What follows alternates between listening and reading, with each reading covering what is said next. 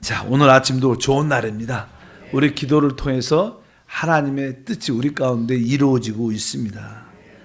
자, 이번에는 계속 우리가 왕 같은 제사장의 생활, 이러한 제목으로 말씀을 나눕니다. 이 우리 신앙생활에서 이 제사장이란 이 직분이 회복되는 것이 아주 중요하다. 특별히 우리 하나님은 뜻과 목적을 갖고 계시는데 하나님의 뜻과 목적을 이루는 그 사람이 바로 제사장들입니다. 그래서 제사장은 바로 하나님이 사람을 창조할 때 그 모습을 가지고 있다는 것을 분명히 알아야 됩니다. 뭐 제사장이랑은 다른 것이 아니라 바로 하나님과 연합된 그 결과 하나님과 하나 된 그러한 생활을 하는 사람이다. 뭐 그것을 우리가 늘 하나님 임재 안에서 기도하는 사람이라고 그렇게 표현할 수도 있죠. 성경에 보면 하나님의 그 영원한 뜻이란 그런 단어가 있습니다. 에베소서 3장 11절에 보면 이렇게 말씀합니다. 곧 영원부터 우리 주 그리스도 예수 안에서 예정하신 뜻대로 하신 것이다. 영원부터, 그러니까 영원하신 하나님의 뜻이 있는데 하나님의 뜻은, 사람에 대한 하나님의 뜻은 바로 사람이 하나님과 연합된, 하나된 그러한 생활을 하기를 원하십니다. 그래서 결과 그 사람이 하나님을 나타내고 증거하고 하나님의 권위를 갖고 모든 것을 다스리는 그러한 삶을 갖게 하는 것이 하나님의 뜻인데, 바로 그 하나님의 뜻이 무엇을 통해서? 바로 제사장을 통해서, 제사장 직분을 통해서 이루어진다는 것을 분명히 알아야 됩니다. 이 땅에서 하나님과 사람이 하나 된 생활, 어떻게 그것을 할 수 있을까? 그것을 첫 번째로 보여주신 분이 우리 주 예수님이시죠. 그분은 바로 말씀이신 그분께서 이 땅에 육신, 사함으로 이 땅에 오셨습니다. 보통 사람들은, 이스라엘 백성들은 그것을 이해하지 못했죠. 그래서 예수님이 이렇게 행하신 일을 이렇게 보면, 야, 저 일은 하나님이 아니면 할 수 없는 일인데, 또 어떻게 보면 그분이 사람을 오셨으니까, 그래서 그분이 행한 모든 일에 대해서 저게 하나님께서 나온, 하나님이 하신 일인지 사람으로 한 일인지 까우뚱했습니다. 이해를 잘 못했어요.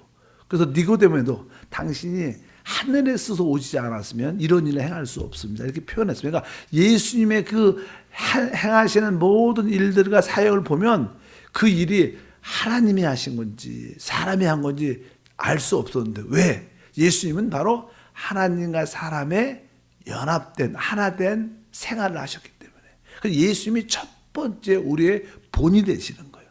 어찌하든지 하나님의 뜻은 다른 것이 아니라 사람이 하나님과 연합된, 하나된 그런 생활을 통하여 하나님의 뜻과 목적을 이루는 것이 하나님의 계획이셨다. 그래서 하나님은 바로 우리 모두가 제사장의 직분의 삶을 살기를 원하신다. 왜? 그런 사람만이 하나님의 뜻을 이루시는 줄 믿습니다. 바로 우리도 이제 그러한 믿음을 갖고 늘 하나님과 임재 안에서 기도하는 그런 생활을 해야 된다. 우리가 그러면 이 제사장의 삶을 산다는 것은 어떤 뜻인가?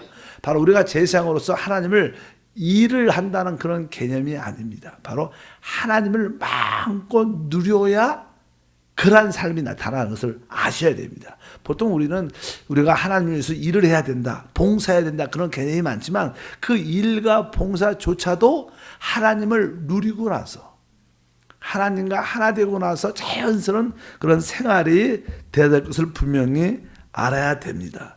실제로 창세기에 보게 되면 이제 이 근본적인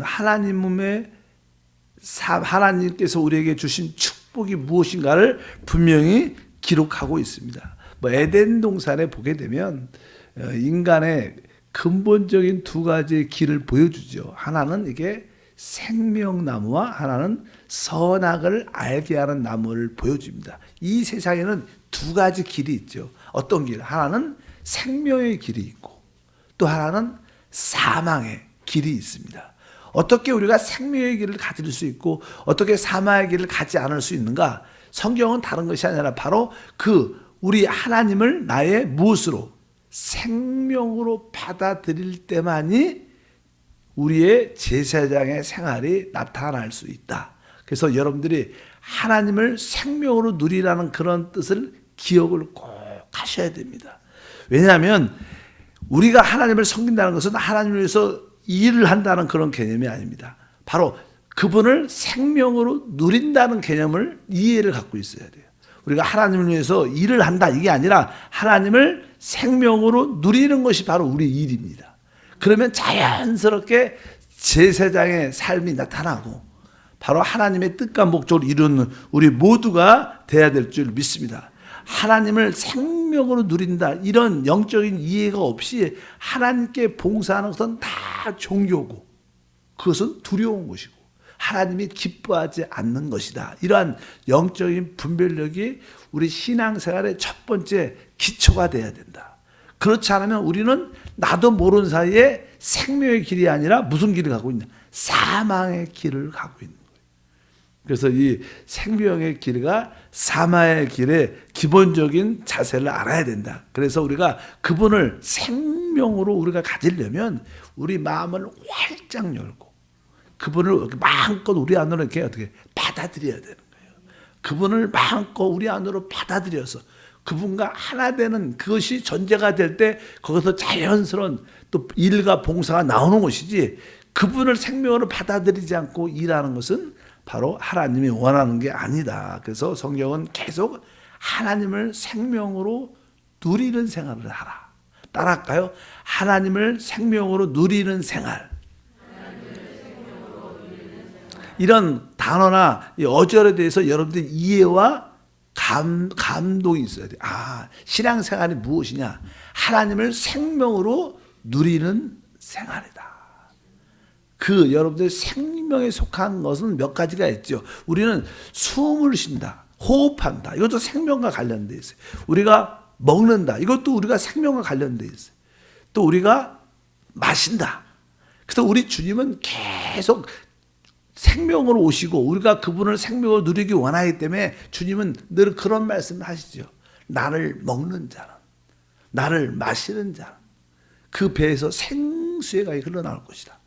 나를 먹는 자는 나로 말미암아 살리라. 또 숨을 내쉬면서 성령을 받아라. 주로 그런 관점으로 이를 성경은 쭉 말씀을 하고 있어요. 그래서 신앙생활이 무엇인가? 하나님을 생명으로 누리는 생활이다. 그래서 성경은 계속 그런 하나님을 생명으로 누릴 수 있는 그런 길들을 말씀하죠. 다시 한번 창세기 2장 9절에 그래서 생명에 대한 단어가 아주 성경에서 가장 기본입니다. 왜 믿음이 필요한가? 원래 의인은 믿음으로 말미암아 살리라 그렇게 말하죠. 의인은 믿음으로 말미암아 산다. 이것은 그냥 그런 뜻이 아닙니다. 의인은 믿음으로 말미암아 생명을 얻는다. 언어는 그렇게 되어 있어요. 우리는 자꾸만 산다는 개념을 많이 하겠지만 믿음으로 말미암아 생명을 얻는 겁니다. 그것이 사는 거죠. 생명을 얻는 것이니까. 우리에게 왜 믿음이 필요한가? 바로 그 생명을 얻고 누리기 위해서 필요한 거예요. 그래서 창세기 2장 9절에 야훼 하나님이 그 땅에 보시기에 아름답고 먹기에 좋은 나무가 나게 하시니 동산 가운데 뭐가 있어요? 생명나무. 창세기 첫 1장은 창조에 대해서 이야기하고 2장에 드디어 사람에 대해서 말씀할 때 바로 생명나무를 먼저 언급을 합니다. 또 뒤에는 선악을 알게 하는 나무도 있지만 바로 일단은 이 땅에 생명의 길이가 사망의 길이 있다는 것을 분명히 알아야 됩니다. 그리고 성경 맨 끝에도 뭐예요? 결론은 생명나무에 대한 이야기입니다. 예를 들어서 계시록 22장 2절에 보니까 이제 보좌에서 이제 하는 생명수가 흘러나오는데 쭉 보니까 길 가운데로 흐르더라. 강 좌우에 뭐가 있어요? 생명나무가 있어. 12가지 열매를 맺되 달마다 그 열매를 맺고 그 나무 잎사귀들은 만국을 치료하기 위하여 있더라. 여기 보니까 성경 계시록 끝에 또 생명나무 그리고 최고의 축복이 무엇이냐면 19절을 읽어보니까 22장 19절에 만일 누구든지 이 두루마리 예언의 말씀을 제하여 버리면 하나님이 이 두루마리에 기록된 생명나무와 및 거룩한 성의 참여함을 제하여 버리시리라. 그러니까 만약에 우리가 하나님의 기록된 이 말씀을 부분적으로 더하거나 빼버릴 때, 특별히 하나님 말씀, 이것은 하나님 말씀이 아니야. 그리고 이 부분을 빼버리면 하나님도 생명나무와 거룩한 성의 참여함의 축복을 누리지 못하도록 제해버리겠다. 그러니까 이 생명나무를 누리는 것과 거룩한 새 예루살렘 성에 참여하는 것이 이 우주에서, 이 땅에서 최고의 축복이에요. 그러니까 만약에 우리가 하나님 말씀을 부분적으로 빼버리면 바로 이 축복을 누리지 못하면 나도 너희를 제해버리겠다. 그러니까 이 땅에서, 이 우주에서 최고의 인간이 누릴 수 있는 축복이 뭐예요? 바로 생명나무를 누리는 것이고, 또 한편적으로 뭐예요? 새 예루살렘에 참여하는 겁니다. 근데 우리가 하나님 말씀을 내 마음대로 믿고 내 마음대로 제하고 더한다면, 뭐 이단들이 그런 걸 많이 하죠. 하나님이 생명나무와 성의 축복에서 빼버릴 것이다, 이렇게 말씀을 합니다. 그래서 어쩌든지 우리가 예수님을 생명으로 계속 받아들이면 우리는 점점 그분으로 충만해지고 결국 나중에 그분과 결국 어떻게 해요? 하나가 되죠. 이게 뭐예요? 제사장이라는 거예요. 하나님과 하나 된 생활이 뭐예요? 제사장의 생활이다. 그래서 주님은 나는 내 자신을, 하나님을 생명으로 누리라고 계속 말씀하죠. 왜? 그래야지 우리에게 제사의 직분이 나타나기 때문에. 그래서 이제 성경은 이렇게 말씀입니다. 요한복음 4장 14절에 내가 주는 물을 마시는 자는 영원히 목마르지 아니하리니 내가 주는 물은 그 속에서 영생하서 솟아나는 샘물이 되리라. 그러니까 주님을 쉽게 말하면 주님이 주시는 그 물, 우리가 주님을 영접하면 우리 안에 끝없이 솟아나는 샘물이 있다는 거예요. 마실 수 있는 그 생물이 끊임없이 주님이 우리 안에서 역사한다는 그런 뜻을 갖고 있습니다. 여기 보면 바로 내가 주는 물을 마시는 자는 바로 주님을 영적으로 마셔야 된다는 개념이 있어요. 그 마신다는 것은 내 안으로 받아들이는 거예요. 내 안으로, 내 존재 안으로 받아들이는 것이죠. 물을 마시면 내 존재 안으로 받아들이고 나의 모든 세포에 공급이 되는 것처럼 바로 믿음은 바로 그분을 받아들이고 누리는 것이다. 마시는 것이다. 그 뒤에 보면 또 이렇게 또 나옵니다. 요한복음 6장 48, 50절 보니까 내가 곧 생명의 떡이다. 나를 먹는 그 사람도 나로 말미암아 살리라. 주님은 또 이제 내가 생명의 떡이다. 그러니까 나를 먹어야 된다. 그분은 어떻게 먹어요? 우리가 아까 나를 마시는 자, 내가 주는 물을 마시는 자, 또 먹는 자, 그러니까 항상 생명과 호흡한다. 이 세 단어를 우리가 생명과 연관을 해서 내가 영적으로 하나님을 마시고 하나님을 영적으로 먹고 하나님을 영적으로 호흡하는 이것이 생명과 관련된 때 주님을 내 안으로 존재 안으로 받아들여서 결국 주님과 하나 되라는 뜻. 이것이 하나님을 누리는 것이다. 신앙생활은 하나님을 위해서 일하는 게 아니라 하나님을 누리는 겁니다. 이 누림 안에서 자연스럽게 봉사와 섬김도 나올 것이다. 여러분들이 하나님을 누리면 결국 뭐예요? 하나님과 하나 되죠. 그럴 때 여러분은 자연스럽게 권위를 갖게 되고, 권위라는 것은 다스리는 능력이죠. 우리가 죄도 다스리고 질병도 다스리고 환경도 다스리고 사단도 다스리는 그 영적 권위가 나타나서 우리로 하여금 하나님의 목적을 이루게 하는 놀라운 역사가 함께할 줄 믿습니다. 그래서 교회 와서 교회 오면 너무 봉사가 많아, 일이 많아, 이런 개념이 아니라 먼저 내가 교회 와서 하나님을 마음껏 누려야 돼. 누려라. 하나님을 누릴 때 자연스럽게 권위와 힘을, 능력을 가지고 봉사하는, 사단을 처리하는 그런 일들을 행하게 되는 우리 모두가 될 줄 믿습니다. 다시 한번, 하나님은 바로 우리가 하나님을 생명으로 누리기 원하신다. 이것이 신앙생활의 가장 기초입니다. 근데 우리는 이런 생각을 잘 안 하고 그냥 하나님께 봉사하고 열심히 하면 축복받을 거야, 이런 생각을 많이 가지니까 오랜 시간이 지나면 지날수록 어떤 딜레마에 많이 빠지게 돼요. 열심히 했는데 왜 안 될까? 기도도 열심히 했는데. 그런 개념이 아니라 하나님을 먼저 생명으로 누리는 생활. 여러분 안에 계신 그리스도를 여러분의 모든 것으로 받아들이기를 바랍니다. 그래서 그냥 요한복음 같은 경우에는 그냥 예수님이 자기를 설명을 할 때 나는 포도나무요, 너희는 가지다. 이 가지가 뭐 포도나무를 해서 뭐 일하지 않죠. 이 가지는 이 뿌리로부터 올라오는 진액과 그 모든 영양분을 그냥 마음껏 어떻게 누리는 것이어요. 그냥 가지는 그냥 그 포도나무에 붙어서 그냥 누리기만 하면 시간이 지나면 어떻게 열매가 맺어지는 거예요. 주님은 자꾸만 우리가 일한다는 게 가지가 뭘 일하겠습니까? 그냥 그 뿌리나무 포도나무에서 주시는 그것을 마음껏 먹고 마시고 누리니까 나중에 포도송이가 아주 털실한 포도송이가 자연스럽게 맺히는 것이다. 항상 우리는 그런 개념, 하나님은 생명의 개념이구나. 생명으로 우리 안에 오셨구나. 그 결과 우리가 주님과 하나가 되는구나. 그분을 생명으로 누리면 자연스럽게 주님과 하나 되고 하나님과 하나 된 사람을 제사장이라고 말합니다. 여러분들이 그런 영적인 제사장이 되기를 주님으로 축복합니다. 아까 말씀한 것처럼 이제 그 제사장의 그런 삶이 되면 당연하게 그 생명은 권위를 갖고 오니까 바로 우리에게 말하는 그 왕의 직분이 회복된다. 그래서 우리가 구약에서 우리가 사무엘 같은 어제 이야기했지만 사무엘 같은 경우는 이제 하나님의 성전에서 살았던 제사장이었어요. 그가 제사의 직분 하나님과 늘 함께했던 사람이기 때문에 그를 통하여 모든 것을 다스리는 다윗이 세워지는 줄 믿습니다. 다윗 왕이 바로 사무엘의 통하여 기름부를 받고 왕이 되죠. 그러니까 우리가 제사의 직분을 잘 하고 있으면 하나님을 생명으로 마음껏 누리고 있으면 제사장 삶을 제일 잘하고 있는 거죠. 그러면 자연스럽게 여러분에게 왕권이 나타나게 되었어요. 여러분들이 모든 것을 다스리는 그런 은혜와 축복이 생활 속에 나타난 축복이 함께할 줄 믿습니다. 이 다윗이 왕으로서 나타난 것은 바로 제사장의 직분을 통해서 나타났다. 그래서 그냥 다윗이 그냥 성경에 쭉 보게 되면요, 그냥 하나님의 법궤가 있죠. 우리가 사무엘상 같은 데 보면 이 하나님의 법궤에 대해서 늘 마음에 꿈이 있었는데 두려움이 있었습니다.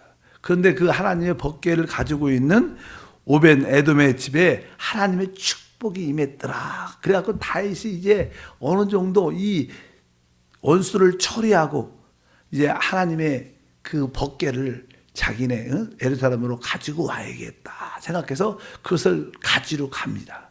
그것을 그냥 가지고 올 때 다윗이 말하는 그런 표현들이 이렇게 기록되는데 사무엘 하에 보면 6장 14절에 다윗이냐는 그 하나님의 법궤를 가지고 올 때 다윗이 야훼 앞에서 힘을 다하여 춤을 추는데 그때 다윗이 배 에봇을 입었더라 이렇게 표현해요. 여기 보면 하나님의 법궤를 가져올 때 다윗이 무엇을 했어요?